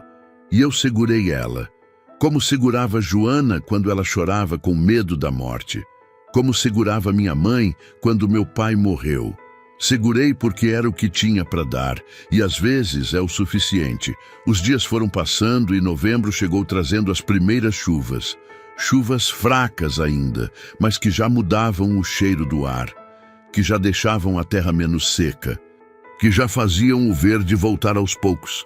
E com a chuva veio também a certeza de que o tempo estava se esgotando. O bebê ia nascer logo, qualquer dia, qualquer hora. Preparei o quarto, lavei tudo. Arrumei um berço velho que tinha no depósito, que tinha sido meu quando criança, e que minha mãe guardou a vida inteira. Consertei as madeiras soltas, lixei, pintei de branco. Ficou simples, mas ficou bom. Clara chorou quando viu. Chorou e sorriu ao mesmo tempo, passando a mão na madeira lisa como se fosse a coisa mais preciosa do mundo. Ele vai dormir aqui, ela disse baixinho, mais para si mesma do que para mim. Meu filho vai dormir aqui, seguro, protegido. Vai, eu disse. E vai crescer aqui também, se você quiser. Ela me olhou confusa. Como assim? Respirei fundo. Não tinha planejado dizer aquilo, mas saiu. E quando saiu, percebi que era verdade. Clara, você não precisa ir embora depois que o menino nascer. Você pode ficar aqui o tempo que precisar, meses, anos, até se sentir segura, até ter condições de sair e recomeçar. Essa casa é grande, tem espaço, tem comida, tem paz e... Pausei, escolhendo as palavras. E eu não me importo. Na verdade, eu acho que eu gostaria que você ficasse. Ela ficou me encarando, os olhos arregalados, como se não acreditasse no que estava ouvindo. Mas por quê? Eu não tenho dinheiro, não tenho como pagar, não tenho como retribuir. Eu sou um peso para você. Você não é peso, eu disse firme. Você é companhia. E eu não sabia que precisava disso até você chegar. Essa casa estava morta, Clara, morta junto comigo. E você trouxe vida de volta, trouxe movimento, trouxe barulho, trouxe propósito. E eu não quero que vá embora. Não ainda. Talvez nunca. Ela cobriu a boca com a mão, as lágrimas descendo de novo. Martim, Você não precisa responder agora, eu disse. Pensa. Depois do menino nascer, depois de você se recuperar, a gente conversa de novo. Mas fica sabendo que a porta está aberta, sempre. Ela assentiu, incapaz de falar. E eu saí do quarto, deixando ela sozinha com os pensamentos. Fui para a varanda, acendi outro cigarro de palha e fiquei ali olhando a chuva fina caindo, pensando em como a vida é estranha, como a gente nunca sabe o que vai acontecer amanhã. Como a solidão pode ser quebrada da forma mais inesperada, e pensando também em Joana.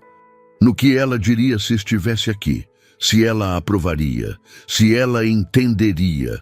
Acho que sim, acho que ela entenderia, porque Joana sempre foi boa, sempre foi generosa, sempre foi do tipo que abria a casa para quem precisava, e acho que ela estaria orgulhosa de eu não ter virado as costas, orgulhosa de eu ter feito o certo.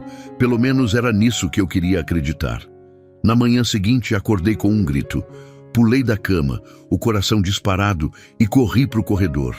Era Clara. Ela estava na porta do quarto dela, segurando a barriga com as duas mãos, o rosto contorcido de dor. Martim, ela ofegou. Acho que é hora. O mundo parou por um segundo. Depois acelerou. Corri até ela, segurei ela pelo braço, levei ela de volta para a cama. Calma, eu disse, mas minha voz saiu mais nervosa do que eu queria. Calma. Vou buscar a parteira, a dona Sebastiana. Ela mora perto. Eu volto rápido. Não! Clara me agarrou pelo braço com força. Não me deixa sozinha. Por favor, não me deixa. Olhei nos olhos dela e vi pânico. Pânico puro. Ela não tinha medo da dor. Tinha medo de ficar sozinha, de estar vulnerável, de algo acontecer enquanto eu não estivesse ali. Tá bem, eu disse, tentando acalmar ela e a mim mesmo. Tá bem, eu fico, mas eu preciso chamar a dona Sebastiana. Ela sabe o que fazer. Eu não sei, Clara. Eu nunca... Então vai rápido, ela disse, soltando meu braço. Mas volta rápido. Saí correndo. Montei no cavalo branco sem nem selar direito e disparei pela estrada. A casa da dona Sebastiana ficava a uns 3 quilômetros dali. Levei menos de 15 minutos. Bati na porta com desespero. Ela abriu, uma senhora baixa, gorda, de cabelos brancos presos num coque, e ao ver minha cara, já entendeu. É a moça, né? Ela disse, já pegando a bolsa dela que sempre tinha preparada. Eu sabia que ia ser hoje, senti no corpo desde cedo. Não perguntei como ela sabia da Clara, cidade pequena. Todo mundo sabe de tudo, mas ela não perguntou nada também. Só subiu na garupa do cavalo, segurando firme em mim, e voltamos. Quando chegamos, Clara estava deitada na cama, respirando rápido, suando, gemendo baixo. Dona Sebastiana entrou no quarto com autoridade, mandou eu ferver água, buscar pano limpo, buscar tesoura barbante. Eu obedeci tudo, as mãos tremendo, o coração batendo descompassado. O dia inteiro passou assim. Clara gritava, chorava, pedia para parar. E Dona Sebastiana, com paciência infinita, dizia: mais um pouquinho, filha, mais um pouquinho, você consegue, você é forte. Eu ficava perto da porta sem saber o que fazer, sem saber se entrava ou se ficava ali. Até que Clara gritou: Martim, Martim, fica aqui, segura minha mão. Entrei. Sentei na beirada da cama. Ela agarrou minha mão com uma força que eu não sabia que ela tinha e ficou assim, apertando, quase quebrando meus dedos. E eu deixei ela apertar tudo o que precisava. Horas se passaram, o sol começou a descer. E então, quando a luz da tarde entrava pela janela, tingindo tudo de dourado, um choro estridente encheu o quarto. Um choro de bebê, um choro de vida nova. Dona Sebastiana sorriu, segurando o bebê com cuidado, limpando ele, cortando o cordão. É um menino, ela disse olhando para Clara. Um menino lindo, forte, saudável. Clara soluçou alto, estendendo os braços. Dona Sebastiana colocou o bebê no colo dela e eu vi Clara se transformar. Vi a dor sumir, vi o cansaço sumir, vi só amor, amor puro, amor que não cabe, amor que transborda. Ela olhou para o filho, tocou o rostinho dele, os dedinhos e chorou. Oi, ela sussurrou. Oi, meu amor, eu sou sua mãe e eu te amo tanto. Eu saí do quarto, não porque não queria estar ali, mas porque aquele momento era dela, era dos dois, e eu precisava dar esse espaço. Fui para a varanda, sentei na cadeira, e pela primeira vez em muito tempo, chorei. Chorei de alívio, chorei de alegria. Chorei porque a vida tinha voltado, e chorei porque sabia que daquele dia em diante tudo tinha mudado, para sempre. Os primeiros dias com o bebê foram como andar em terreno desconhecido. A casa, que tinha ficado em silêncio por tanto tempo, agora estava cheia de sons novos. Choro de madrugada, choro de tarde, choro que não parava. E ao mesmo tempo, aquele silêncio especial que vem quando o bebê finalmente dorme e todo mundo respira aliviado. Clara estava exausta, mas radiante. Era estranho ver aquela transformação. A mulher assustada, quebrada, que eu tinha encontrado desmaiada no pasto, tinha virado outra pessoa. Tinha virado mãe. E ser mãe tinha dado a ela uma força que eu não sabia que existia. Ela não dormia direito, mal comia, mas estava ali, firme, cuidando daquele menino como se fosse a única coisa que importava no mundo. E era. Ela chamou ele de Miguel, Miguel dos Santos. Ela quis que o sobrenome fosse o meu. Eu tentei argumentar que ela não precisava fazer isso, que o menino podia ter o sobrenome dela, mas ela insistiu. Você nos salvou, ela disse, segurando o bebê contra o peito. Você nos deu um teto, nos deu segurança, nos deu família. Ele é dos santos. Como você, como eu agora também sou, se você deixar. Não tive o que responder. Só assenti. E senti algo apertando no peito. Algo bom. Algo que eu não sentia fazia tempo. Dona Sebastiana voltou nos primeiros dias para ver como estava tudo. Ela examinou Clara, examinou o bebê e disse que estava tudo bem, tudo correndo como devia. Antes de ir embora, ela puxou minha manga e me levou para a cozinha. Martim, eu preciso falar uma coisa com você, ela disse, a voz baixa. Tá correndo boato na cidade. Meu corpo inteiro enrijeceu. Que tipo de boato? Sobre você, sobre uma mulher que tá morando aqui. Ela me olhou séria. Ninguém sabe quem é, ninguém viu, mas o Zé do mercado comentou que você comprou fralda. Comprou remédio para bebê, comprou roupa de mulher. E aí o povo começou a inventar história. Que tipo de história? Que você arranjou uma namorada, que trouxe alguém de fora. Ela pausou. E tem gente falando que pode ser a moça que sumiu. A Clara, a esposa do Rodrigo Linhares. Sentiu sangue gelar. Como assim? Como eles... Martim, você mora sozinho faz 7 anos. De repente começa a comprar coisa de mulher, de bebê. E todo mundo sabe que a Clara estava grávida quando sumiu. Não é difícil juntar as pontas. Ela colocou a mão no meu braço. Eu não falei nada e não vou falar, mas você precisa ter cuidado, porque se o Rodrigo ouvir esses boatos, ele vai vir aqui e vai vir com raiva. Eu sei, eu disse, a mandíbula travada. Eu sei. Ela apertou meu braço. Protege ela, Martim, e protege esse menino, porque esse povo não presta, a família Linhares não presta, e se eles descobrirem que ela está aqui, eu protejo, eu disse, olhando firme nos olhos dela. Com minha vida, se for preciso. Ela assentiu e foi embora. Fiquei ali parado na cozinha, pensando rápido. Sabia que não dava mais para esconder. Sabia que mais cedo ou mais tarde alguém ia aparecer e eu precisava estar pronto. Naquela noite, depois que Clara conseguiu fazer Miguel dormir e ela também apagou de cansaço, eu saí para a varanda.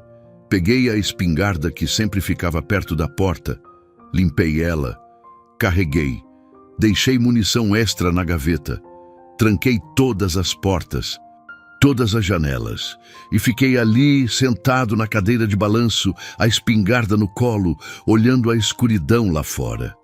Não tinha medo, era outra coisa, era determinação, era promessa. Se alguém viesse, se alguém tentasse fazer mal a Clara ou ao Miguel, teria que passar por cima de mim, e eu não ia facilitar. Passei a noite acordado, vigiando, ouvindo cada som, cada barulho estranho, mas nada aconteceu. Quando o sol nasceu, eu ainda estava ali, a espingarda no colo, os olhos queimando de sono, mas firme. Clara apareceu na porta com Miguel no colo. Ela olhou para mim, para a espingarda, e entendeu. Eles sabem, né? Ela perguntou a voz baixa. Desconfiam, eu disse, mas não tem certeza, ainda. E quando tiverem, a gente lida com isso quando acontecer. Ela veio até mim, se sentou na outra cadeira, ajeitando Miguel nos braços. O bebê estava dormindo, a carinha tranquila, os dedinhos fechados em punho.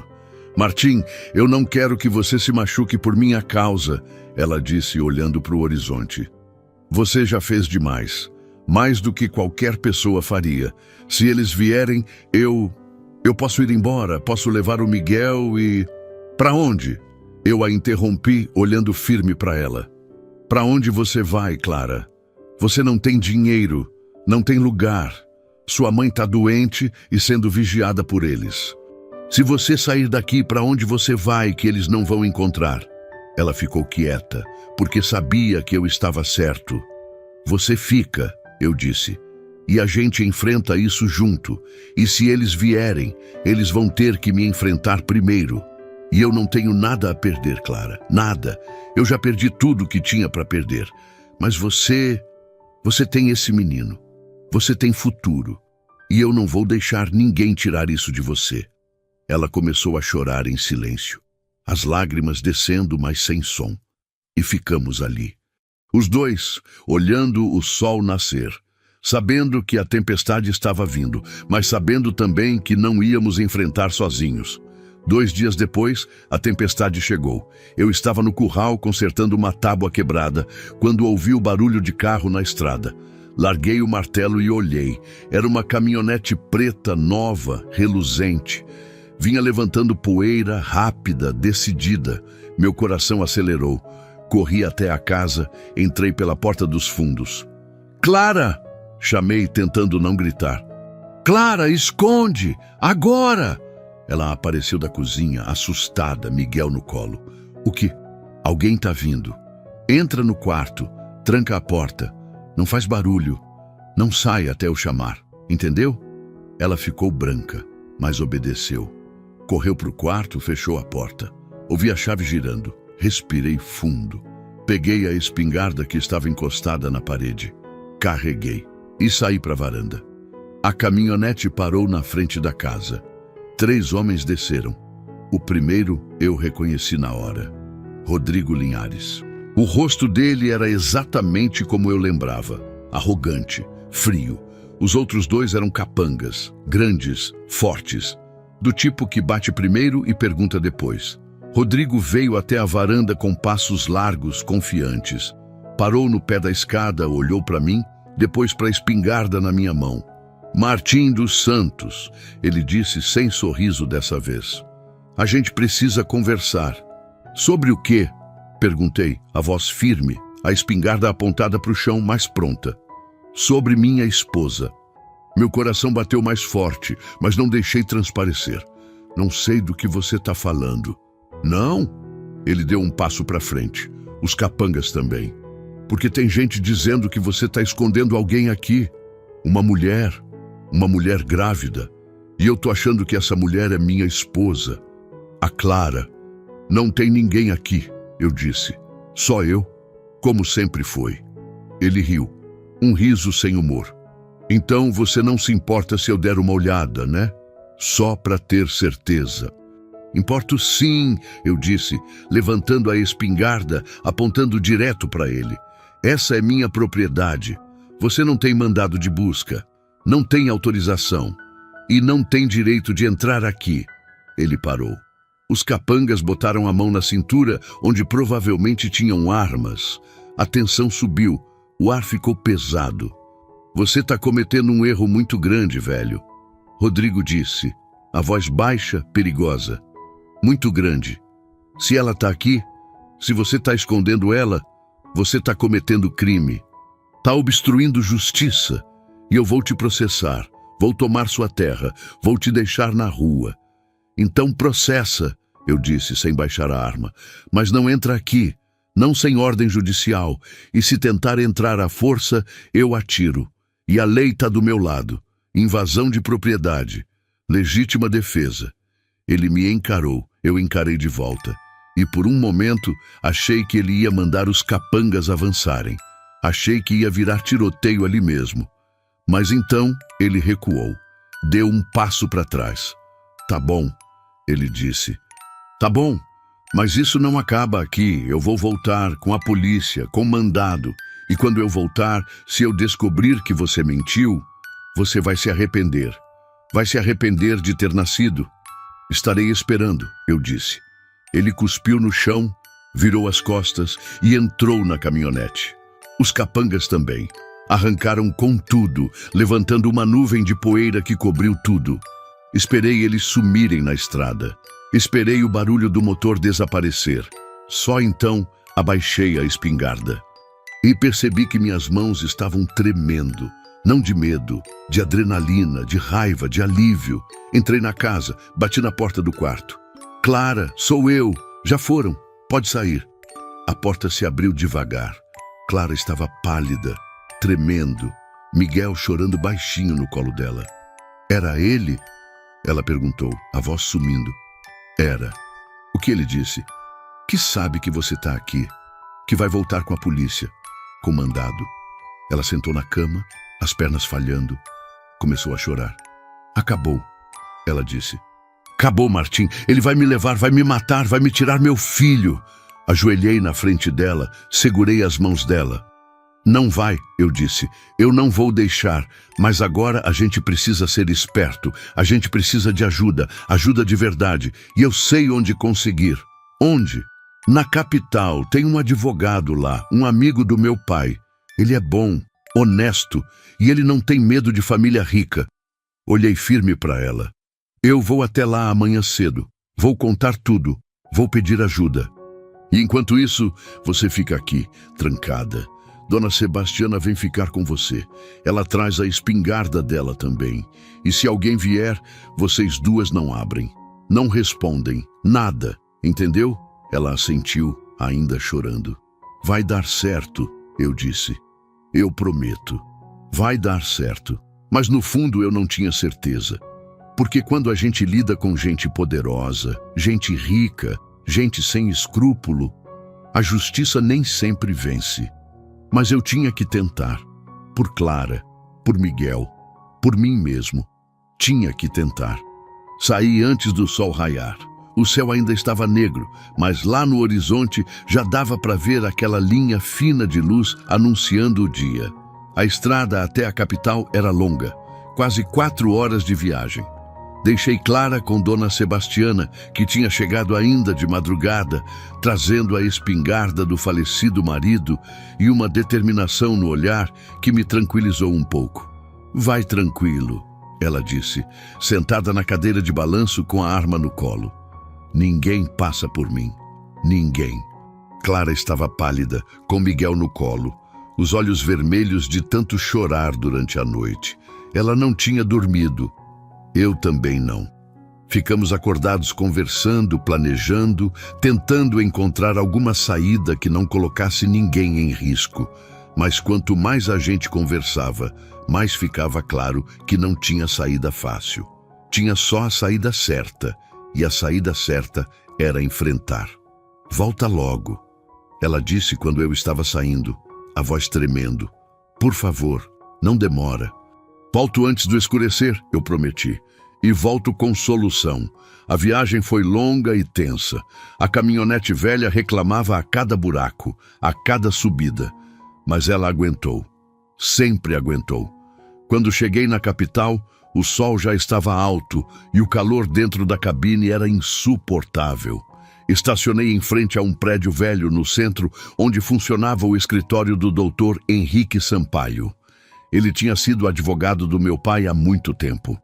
Tinha defendido ele numa disputa de terra que quase nos fez perder tudo e tinha ganhado. Não porque era mais esperto que os outros, mas porque era honesto, porque lutava pelo certo, não pelo que pagava mais. Subi 3 lances de escada. O prédio cheirava a mofo e papel velho. Bati na porta com a placa Henrique Sampaio, Advocacia. Uma voz rouca mandou entrar. Ele estava sentado atrás de uma mesa cheia de processos empilhados, os óculos na ponta do nariz, os cabelos brancos despenteados. Quando me viu, ele tirou os óculos e franziu a testa, tentando lembrar. Martim, ele disse, levantando devagar. Martim dos Santos? Sou eu, Dr. Henrique. Meu Deus, menino, quantos anos? Ele veio até mim e apertou minha mão com força. Senti muito quando soube da Joana. Mulher boa, muito boa. Obrigado, eu disse, sentindo o nó na garganta que sempre vinha quando alguém falava dela. Senta, senta. Ele indicou uma cadeira velha de couro rachado. O que te traz aqui depois de tanto tempo? Sentei, respirei fundo e contei tudo. Desde o dia que encontrei Clara desmaiada no pasto, protegida pela vaca, até a visita de Rodrigo Linhares ontem. Não escondi nada. Não inventei nada. Só falei a verdade. Dr. Henrique me ouviu em silêncio. Não me interrompeu. Só ficou ali, os dedos entrelaçados, os olhos fixos em mim, absorvendo cada palavra. Quando terminei, ele ficou quieto por um tempo longo, pensando, processando. Martim, ele disse finalmente, a voz séria, você sabe que isso vai ser difícil, né? Muito difícil. A família Linhares tem influência, tem dinheiro, tem contatos. Eles podem comprar testemunhas, podem pressionar o juiz, podem fazer sua vida virar um inferno. Eu sei, eu disse, mas não posso virar as costas. Não posso deixar ela voltar para ele. Não posso deixar aquele homem encostar a mão nela de novo, ou no filho dela. Ele suspirou. Tirou os óculos, esfregou os olhos cansados. Você tem provas? Testemunhas? Alguma coisa que possa usar contra ele? Tenho as marcas no corpo dela. Tenho o relato dela. E tenho eu. Eu vi o estado que ela estava. Vi as marcas de arrasto. Vi a febre. Vi tudo. Isso pode não ser suficiente, ele disse. Advogados bons, e os Linhares vão contratar os melhores, vão dizer que as marcas foram de outra coisa, que ela caiu, que se machucou sozinha, que está mentindo para conseguir pensão. Vão destruir a credibilidade dela. Então o que eu faço? Perguntei, sentindo a frustração subindo. Deixo ela voltar para ser morta? Não. Ele colocou os óculos de volta. Não, a gente luta. Mas a gente luta direito. Primeiro, a gente precisa registrar queixa formal, tentativa de homicídio, agressão, ameaça, tudo. A gente vai até a delegacia da mulher aqui na capital, longe da influência deles lá na cidade. A gente registra tudo. A gente pede medida protetiva. A gente pede que o Rodrigo fique longe dela. E se ele não obedecer? Aí ele quebra a lei, e aí a gente tem mais munição contra ele. Dr. Henrique pegou um bloco e começou a anotar. Segundo, a gente precisa de exame de corpo de delito. Preciso que ela venha até aqui, que seja examinada por um médico legista, que fotografem as marcas, que documentem tudo. Ela está com um bebê recém-nascido, não pode viajar agora. Então o médico vai até ela. Eu conheço um que faz isso. Discreto, confiável. Ele continuou anotando. Terceiro, a gente precisa juntar todas as evidências possíveis.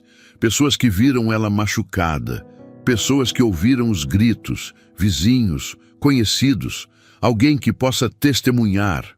A maioria tem medo da família Linhares. Então a gente procura quem não tem. Sempre tem alguém, sempre. Ele parou de escrever e me olhou. Martim, eu não vou mentir para você. Isso vai ser uma guerra longa, difícil, e você vai ser atacado também. Vão dizer que você sequestrou ela, que você manipulou ela, que você quer a terra dos Linhares. Vão inventar histórias, vão tentar te destruir. Deixa vir, eu disse, a mandíbula travada. Eu aguento. Ele sorriu. Um sorriso pequeno, mas um sorriso. Seu pai teria orgulho de você. Ele também era teimoso assim. Não desistia quando acreditava em alguma coisa. Aprendi com ele. Passamos o resto da manhã planejando. Dr. Henrique ligou para a delegacia da mulher. Marcou um horário para Clara prestar queixa assim que pudesse vir. Ligou também para o médico legista, que prometeu ir até a fazenda no dia seguinte. E começou a rascunhar uma petição para medida protetiva, para ser protocolada assim que tivéssemos o laudo médico. Quando saí de lá, já era meio-dia passado. O sol queimava forte na cidade. Comprei um sanduíche numa padaria, comi rápido e voltei para a estrada. Precisava chegar antes do escurecer. Precisava ver se estava tudo bem. Precisava ter certeza que Rodrigo não tinha voltado. A viagem de volta pareceu mais longa. Cada quilômetro era uma tortura. Cada curva da estrada me deixava mais ansioso. Quando finalmente avistei a porteira da fazenda, já eram quase 5 da tarde. O sol começava a descer, tingindo tudo de laranja. Acelerei pela estrada de terra. Levantei poeira. E quando cheguei perto da casa, vi que estava tudo em silêncio. Silêncio demais. Estacionei rápido, desci correndo, subi os degraus da varanda. A porta estava trancada. Bati. Dona Sebastiana, Clara, sou eu, abre! Ouvi passos rápidos. A chave girando.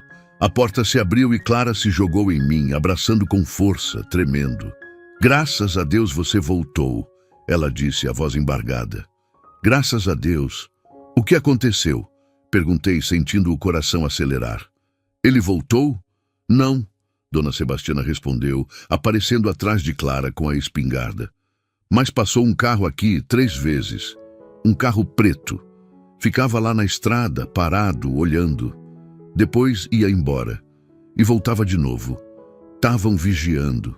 Sentia a raiva fervendo. Filhos da... Martim. Clara me interrompeu segurando meu braço. O que o advogado disse? Ele vai ajudar? Vai. Respirei fundo, tentando me acalmar. Vai ajudar. Amanhã vem um médico aqui. Vai examinar você, documentar tudo. E depois, quando você tiver condições, a gente vai até a capital. Registra queixa, pede proteção e processa esse desgraçado. E se não funcionar? Ela perguntou, os olhos cheios de lágrimas. E se ele conseguir me levar? E se... Mas não vai conseguir, eu disse firme. Eu não deixo. A Dona Sebastiana não deixa. E agora a lei também não deixa. A gente está fazendo as coisas certas, Clara. Do jeito certo. E vai dar certo. Tem que dar. Ela assentiu, mas vi que ainda tinha medo. E tinha razão de ter, porque a gente sabia que Rodrigo não ia desistir fácil, que ele ia tentar de tudo, que ia usar todo o poder que tinha, mas a gente também não ia desistir. O médico legista chegou no dia seguinte, como prometido. Era um homem sério, de meia idade, que trazia uma maleta preta e uma máquina fotográfica. Ele examinou Clara no quarto, com Dona Sebastiana presente, fotografou cada marca, cada hematoma, cada arranhão. E quando terminou, veio até a sala onde eu esperava. Senhor Martim, ele disse a voz baixa, o que fizeram com essa moça foi... Ele pausou, procurando a palavra. Foi desumano. As marcas são consistentes com espancamento prolongado, arrasto forçado, tentativa de homicídio. Não tem dúvida. Vou fazer um laudo completo. E vou fazer questão de ser muito claro. Obrigado, doutor. Não precisa agradecer. Ele colocou a mão no meu ombro. O que o senhor fez por ela foi salvar uma vida. 2, na verdade. E isso não é pouca coisa. Ele foi embora e 2 dias depois voltou com o laudo. Um documento de 15 páginas, técnico, detalhado e irrefutável, com fotos, com descrições, com conclusões claras. Dr. Henrique protocolou a queixa, pediu medida protetiva e esperou. A resposta veio 1 semana depois. A medida protetiva foi concedida. Rodrigo Linhares estava proibido de se aproximar de Clara, proibido de entrar em contato, proibido de ir até a fazenda e, se desobedecesse, seria preso. Quando o oficial de justiça entregou o mandado para Rodrigo, ele rasgou na frente do oficial, gritou, ameaçou, mas não adiantou. A lei era a lei. E pela primeira vez, Clara dormiu tranquila. Mas a guerra não tinha acabado, tinha só começado. Porque Rodrigo contratou os melhores advogados. Entrou com processo contra mim, dizendo que eu tinha sequestrado Clara, que eu tinha manipulado ela, que eu queria ficar com a herança dela, que ela nem tinha. Entrou também com processo dizendo que Miguel era filho dele, exigindo o teste de paternidade, exigindo a guarda. Dr. Henrique respondeu cada processo, com provas, com testemunhas, com a verdade, e aos poucos, devagar, a verdade foi aparecendo. Vizinhos que tinham visto Clara machucada começaram a falar. Uma enfermeira do posto de saúde, que tinha atendido ela uma vez, trouxe registros de fraturas antigas. Um funcionário da cooperativa que Rodrigo tinha demitido veio contar que tinha visto ele batendo nela no estacionamento. A maré começou a virar. 3 meses depois, o juiz deu a sentença. Rodrigo Linhares foi condenado por tentativa de homicídio, por agressão, por ameaça. Foi condenado a 8 anos de prisão. E perdeu todos os direitos sobre Miguel. A criança era só de Clara, só dela. Quando o doutor Henrique ligou com a notícia, Clara desabou. Chorou, gritou, abraçou Miguel, abraçou Dona Sebastiana, abraçou a mim. Acabou, ela disse soluçando. Acabou, ele não pode mais me machucar. Não pode mais machucar meu filho. Acabou. E tinha acabado mesmo. Os meses que se seguiram foram de reconstrução. Clara começou a sorrir de verdade, a rir, a viver sem olhar por cima do ombro. Miguel cresceu forte, saudável, cercado de amor. E a fazenda, que tinha sido só silêncio e solidão, virou lar de novo. Clara nunca foi embora. Ela ficou, não como hóspede, mas como família. Ela e Miguel eram parte dali agora, parte da terra, parte da rotina, parte da vida. E eu, que achava que ia morrer sozinho naquela casa, descobri que a vida ainda tinha coisas para me dar. Descobri que propósito pode chegar de onde a gente menos espera, que família não é só sangue, que amor não é só romance. Uma tarde, quase 1 ano depois daquele dia em que encontrei Clara no pasto, eu estava na varanda, vendo Miguel dar os primeiros passos. Clara estava do lado dele, segurando as mãozinhas dele, rindo cada vez que ele tropeçava e caía. "Martim!" ela chamou. "Olha, ele está andando." Sorri. Levantei da cadeira. Fui até eles. E quando Miguel caiu de novo, dessa vez rindo, eu o peguei no colo. "Você é forte, menino", eu disse. "Forte como sua mãe. E vai crescer sabendo que bondade existe. Que justiça existe, que Deus cuida." Clara me olhou, os olhos brilhando. "Obrigada", ela disse baixinho. "Por tudo, por nos salvar, por não desistir, por nos dar uma família." "Vocês é que me deram uma família", eu disse. "Eu estava morto aqui dentro. E vocês me trouxeram de volta." Ela segurou minha mão. E ficamos ali, os 3, vendo o sol se pôr atrás das serras. E eu entendi. Entendi que a vaca não tinha protegido Clara por acaso, que eu não tinha passado por aquele caminho por acaso, que nada daquilo foi acaso. Foi Deus usando o que tinha na mão, uma vaca, um fazendeiro solitário, uma estrada de terra, para salvar 2 vidas e para me ensinar que nunca é tarde para recomeçar. Nunca.